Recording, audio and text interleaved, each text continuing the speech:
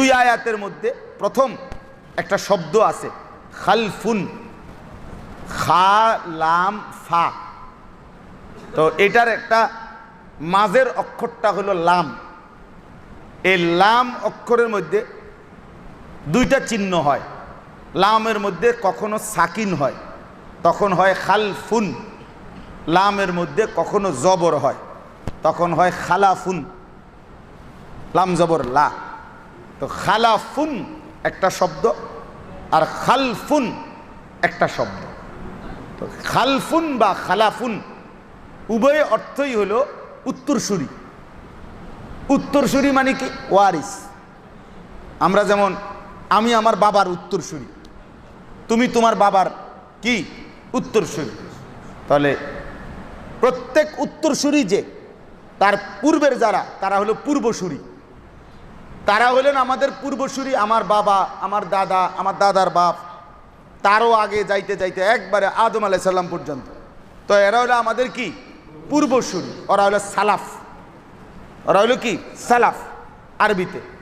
আর পরবর্তীরা আমরা যারা এখন উত্তরসূরি, মানে আমরা এখন যে যার উত্তরসূরি, আমরা হইলাম খালাফ। সালাফ খালাফ। আচ্ছা, এই উত্তরসূরি প্রত্যেক যুগে প্রত্যেক সময়ে যারা উত্তরসূরি হয়, মানে যারা এখন আমরা জীবিত আছি, এই যে আমরা এখানে যারা বসা আছি, তো আল্লাহ তাআলা বলেন এই উত্তরসূরি দুই ধরনের হয়।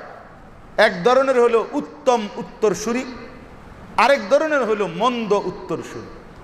এক ধরনের হলো উত্তম জেনারেশন, আরেক ধরনের হলো মন্দ জেনারেশন। এক ধরনের হলো উত্তম প্রজন্ম, আরেক ধরনের হলো মন্দ প্রজন্ম। যদি মন্দ জেনারেশন হয়, মানে মন্দ মানুষ হয়, মন্দ উত্তরসূরি হয়, তারে বলে খালফুন, এ সাকিন দিয়া। আর যদি উত্তম উত্তরসূরি হয়, উত্তম মানুষ হয়, উত্তম জেনারেশন হয়, তাইলে বলে খালাফুন, লামের মধ্যে জবর দিয়া। তো এইখানে আল্লাহ তাআলা একটা শব্দ ব্যবহার করছে, ফা খালাফা মিন বাদিহিম খালফুন। লামের মধ্যে কি সাকিন। অতএব আল্লাহ এখানে বুঝাইতে চাচ্ছে প্রত্যেক যুগের মন্দ উত্তরসূরি কারা। আল্লাহ বলছেন প্রত্যেক জামানায় আসতে থাকবে কিছু মন্দ উত্তরসূরি, ধারাবাহিক আসবে।